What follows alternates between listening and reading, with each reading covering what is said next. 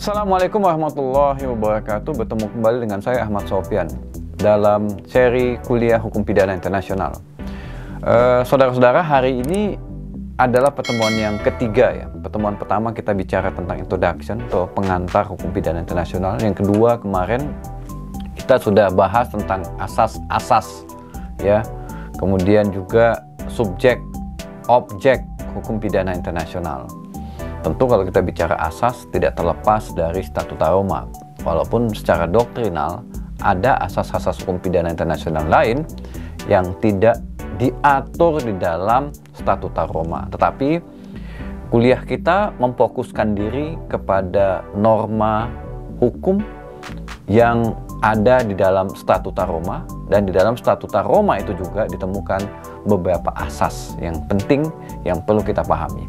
Dan kali ini kita akan membahas tentang kasus yang pernah diputus dalam pengadilan terkait dengan tindak pidana internasional. Nah, kasus yang pernah diputus ini saya fokuskan kepada 4 kasus ya.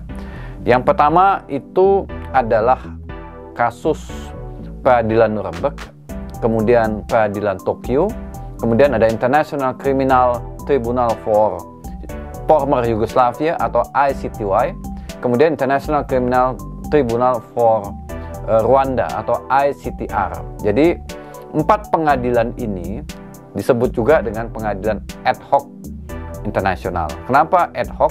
Ya karena dibentuk secara khusus dalam rangka mengadilin pelaku-pelaku kejahatan yang melanggar hukum pidana internasional. Ya, hukum pidana internasional juga sudah kita jelaskan kemarin, ada 4 aspek, ada kejahatan perang, kejahatan agresi, kejahatan kemanusiaan, dan genosida.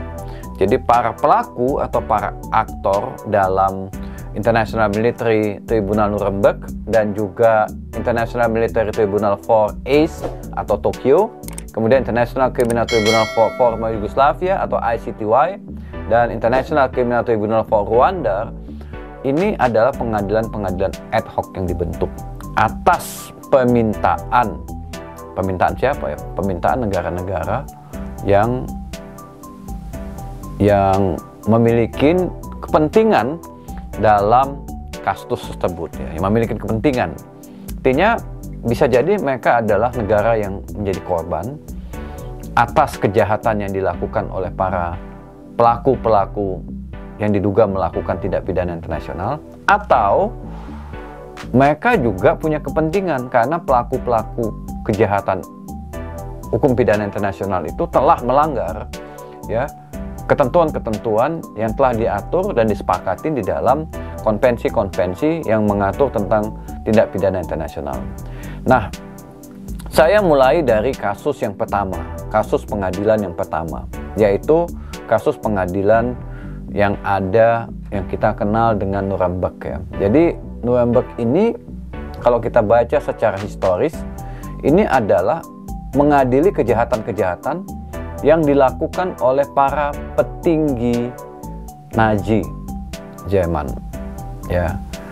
Ada beberapa catatan kejahatan yang diadilin di dalam pengadilan Nuremberg ini. Pertama adalah agresi terhadap Polandia yang terjadi pada tahun 1939. Kemudian genosida terhadap bangsa Yahudi yang terjadi di Eropa tentunya.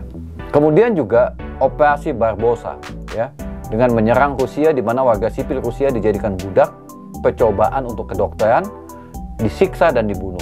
Paling tidak ada 3 bentuk ya pertanggungjawaban pidana internasional yang diminta oleh para petinggi-petinggi Nazi tersebut.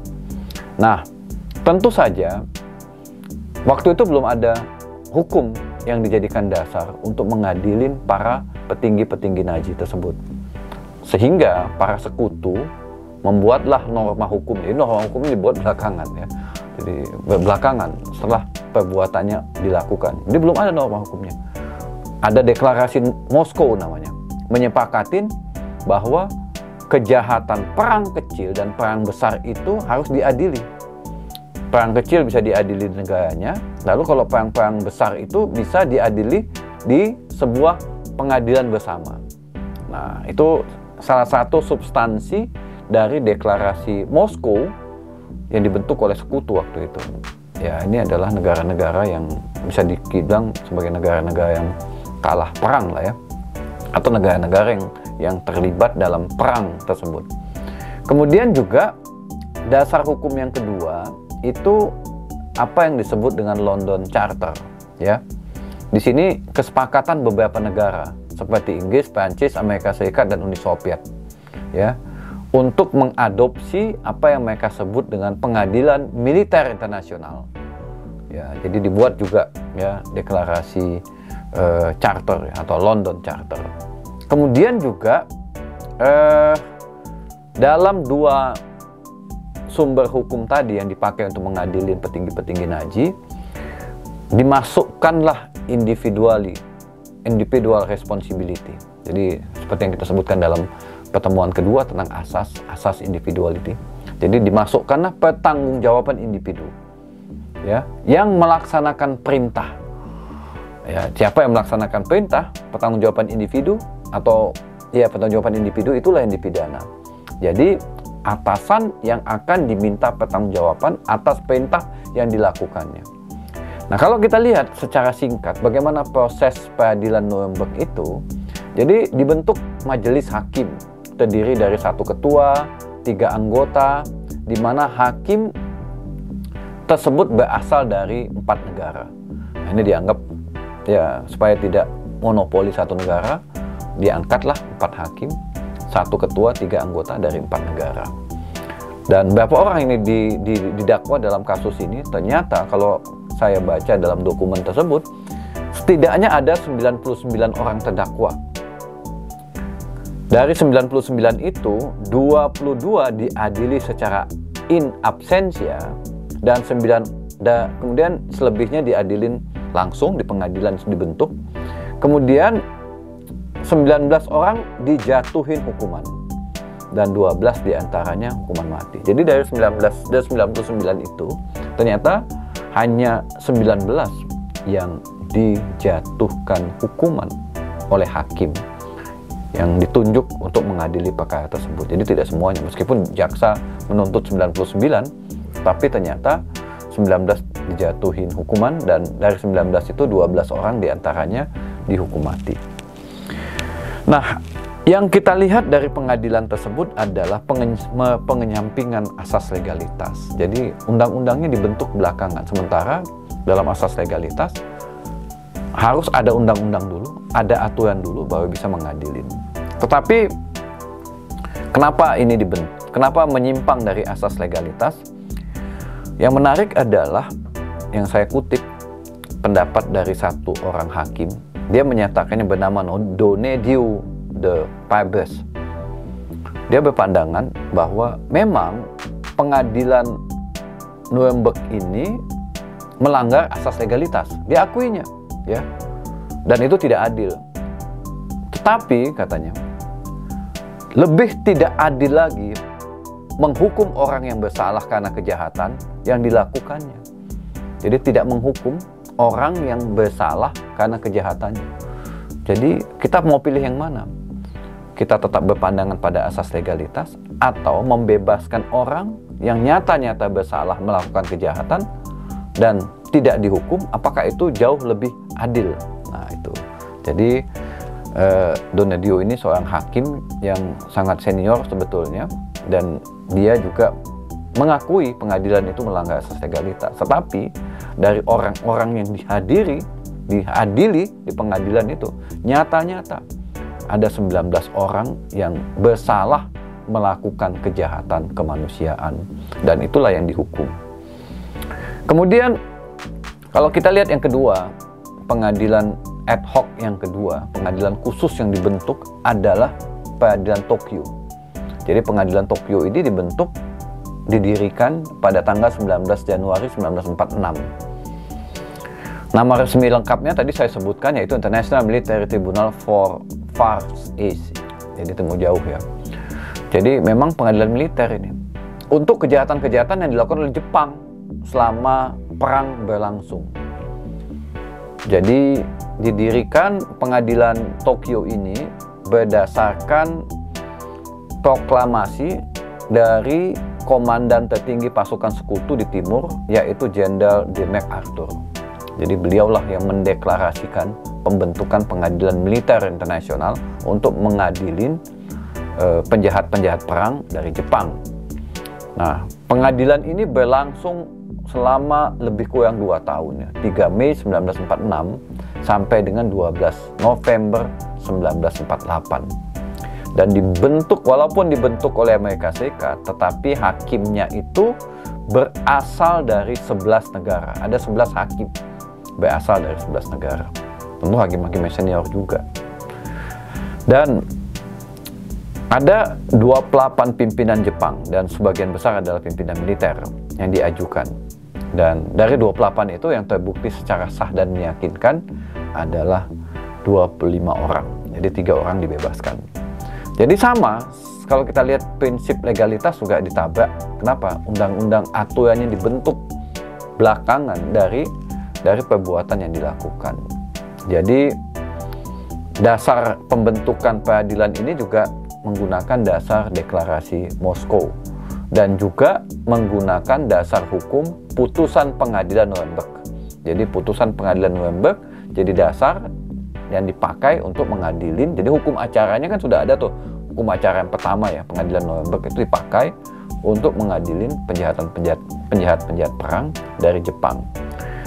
Nah, kemudian yang ketiga itu adalah International Criminal Tribunal for Former Yugoslavia atau ICTY. Jadi ini pengadilan ini juga didasarkan pembentukannya pada pengadilan Nuremberg dan Tokyo, dasar hukum pembentukannya. Jadi sebetulnya beda dengan kasus-kasus sebelumnya. Kalau kasus sebelumnya adalah perang, tapi kalau kasus pengadilan ICTY ini lebih pada merespon konflik bersenjata yang terjadi di Yugoslavia, yang terjadi pada kurun waktu tahun 90-an. Jadi beda dengan kasus sebelumnya. Kalau itu kan jelas ya, kejahatan perang. Nah, ini lebih pada konflik bersenjata yang terjadi di Yugoslavia. Dan sebenarnya sudah ada komisi yang dibentuk oleh PBB untuk mengadilin pelaku kejahatan kemanusiaan yang terjadi di Yugoslavia ini. Terutama pelanggaran-pelanggaran HAM berat yang dilakukan oleh petinggi-petinggi militer, pimpinan-pimpinan sipil yang terjadi di Yugoslavia. Tapi berdasarkan deklarasi resolusi Dewan Keamanan PBB tanggal 25 Mei 1993 dibentuklah ICTY ini. Jadi dasar pembentukan ICTY ini adalah resolusi Dewan Keamanan PBB. Jadi kalau kita lihat dari 2 pengadilan sebelumnya ada deklarasi Moskow, London Charter untuk pengadilan Nuremberg. Kemudian kalau pengadilan Tokyo itu berdasarkan proklamasi yang dibentuk oleh Jenderal MacArthur. Nah, untuk ICTY itu adalah dasarnya adalah resolusi Dewan Keamanan PBB untuk membentuk ICTY.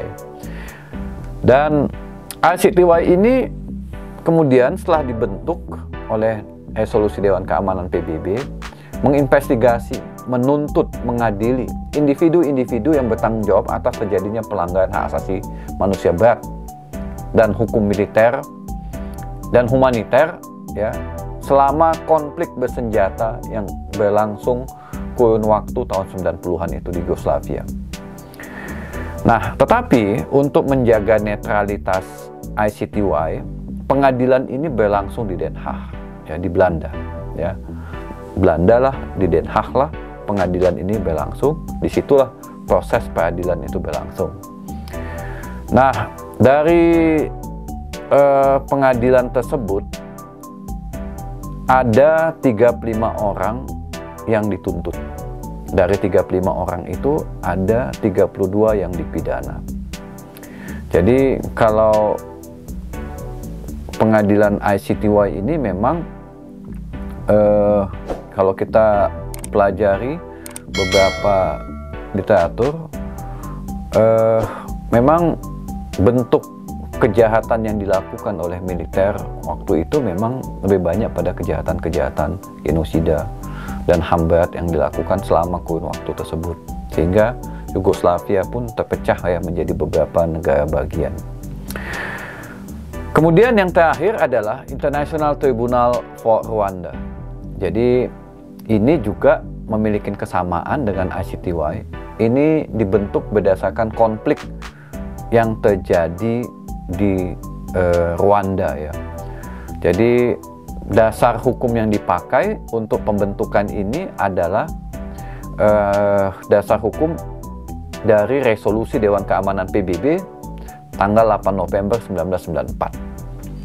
Nah, kalau pengadilan ICTY tadi ada di Den Haag, nah ICTR ini dilangsungkan di Arusha, Tanzania, ya, negara Afrika juga ya. Jadi dan orang-orang yang diadilin itu adalah orang-orang atau individu-individu yang bertanggung jawab atas terjadinya genosida dan kejahatan-kejahatan HAM berat lainnya, dan juga yang melanggar hukum humanitar internasional di Rwanda ya.